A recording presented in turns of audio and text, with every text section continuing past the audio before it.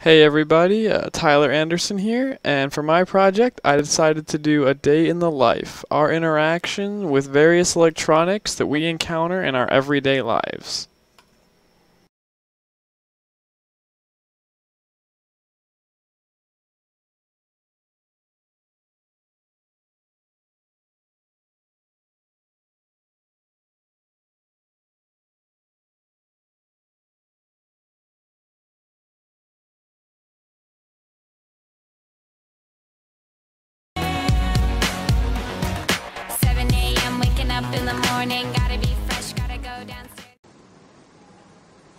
Hello.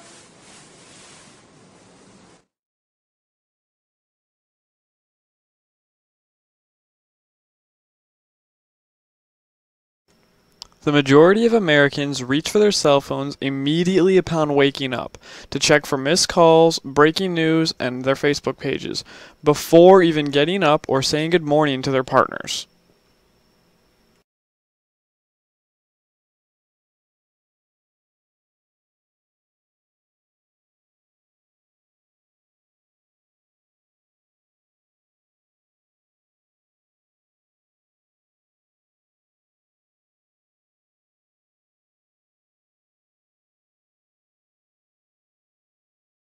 I found this interesting. I came upon this in my research.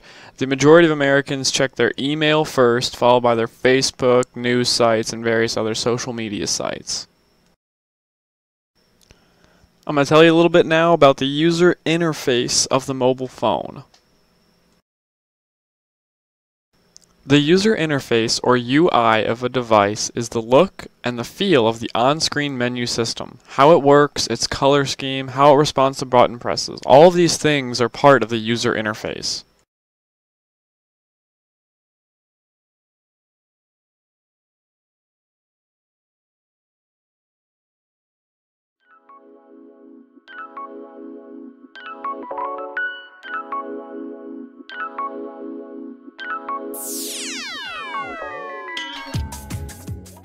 We've increased the size of the display. By making the screen taller but not wider, you can see more of your content but still comfortably use it with one hand. Just a little bit here on the iPhone. Yeah, this is the iPhone 5 they're showing. I'll admit I do own one. I am quite partial. I do love Apple quite a bit. But as everyone knows, it may be one of the more popular, but it's not the only cell phone out there. I think Android is up there, right up there with them as far as sales goes. So that's the iPhone, and we're going to go over the Android-based as well.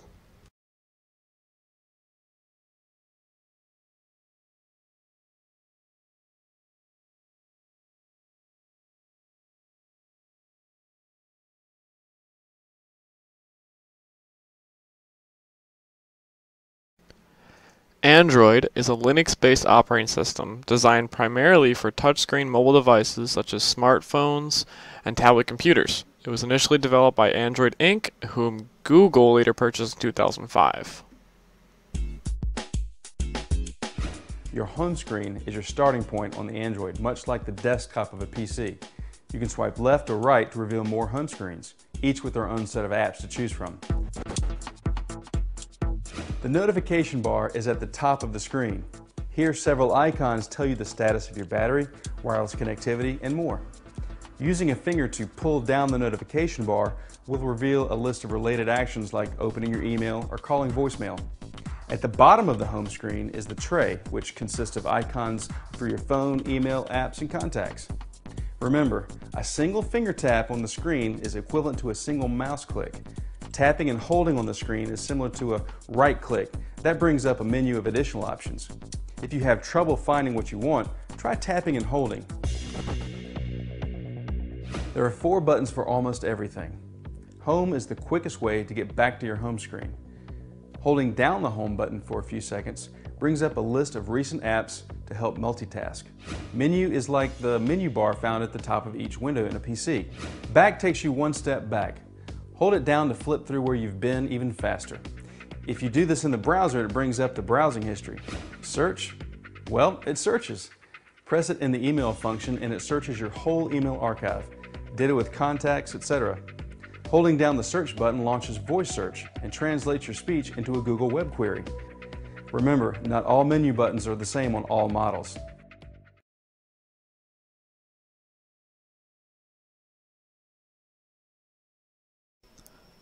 People do the majority of their internet surfing from their mobile phone now, but it doesn't stop them from using a laptop when they're going to be using it for a long period of time or need to do some heavy searching.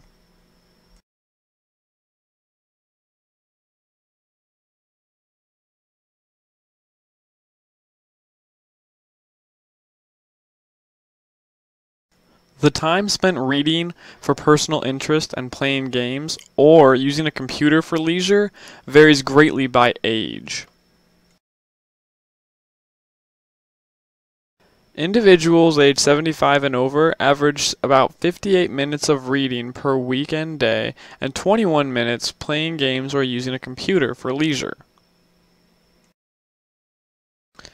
Whereas individuals aged 15 to 19 read for an average of 7 minutes per weekend day while spending about 1.2 hours playing games or using a computer for leisure.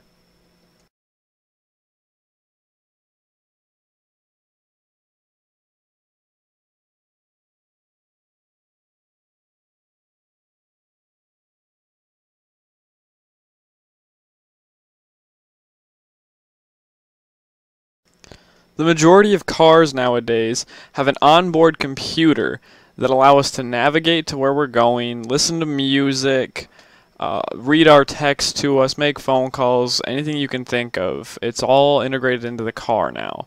That's just one more thing that we interact with that we don't probably realize on a daily basis that we're using.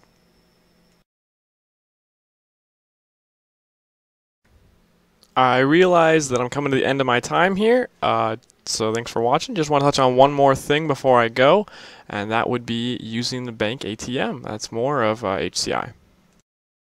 Is this recent innovation by the Commercial Banking Company of Sydney. It's a little card that brings you instant cash. And all you do is this. These machines you'll be seeing before too long, in about 6 weeks' time actually, on the bank's walls around Sydney. And all you do is just place this card in here, in the slot. It's taken inside.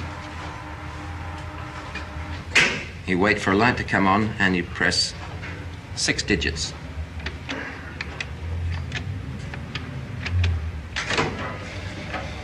Wait a second or two and out drops your instant cash. $25 of it. It seems very simple and very nice.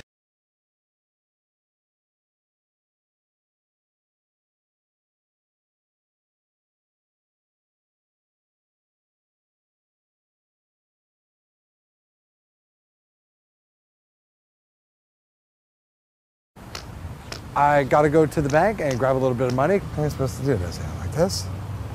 So what we're going to do is go to the ATM. It doesn't give me much time. Why doesn't that work? Oh, I got a pair of headphones with me so I can plug in. Plug them in, plug in the standard headset jack. It's on the ATM for spoken instructions. Takes a little bit longer for me than sighted people. It tells me to plug them in, but it doesn't tell you where to plug them in here.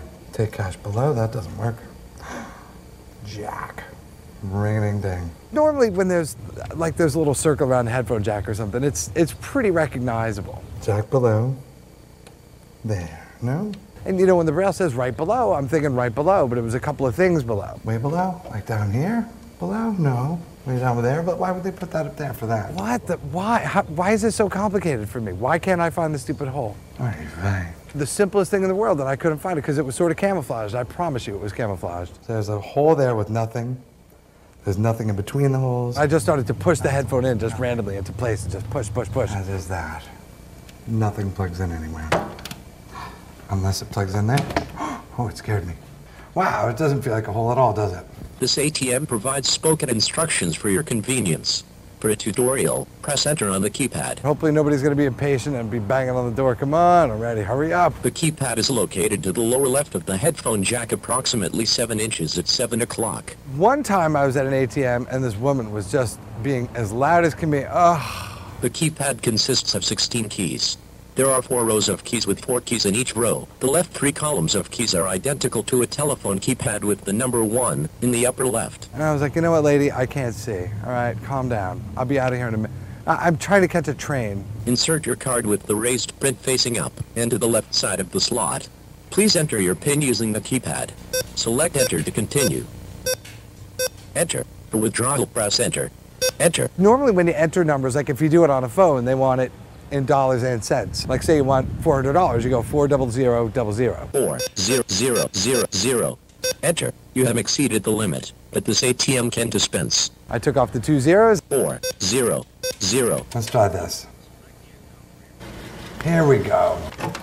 So now I have money. So now we can go have a couple of refreshments. Thank you. Thank you.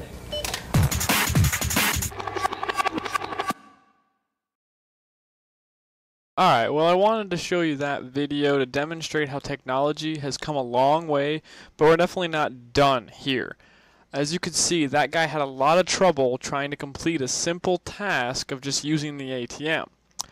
So as you can tell, human-computer interaction has come a long way, but still has a long way to go. And I'm sure we'll be seeing numerous new and amazing breakthroughs in the near future. Well, that pretty much wraps my project. Thank you guys so much for listening. I hope you understood what I was getting at. I was kind of going through a breakdown of the daily interaction we have with human-computer interaction, and so I'm sure you guys will pay more attention now as you look at things in your daily lives. Thanks again. Have a good one.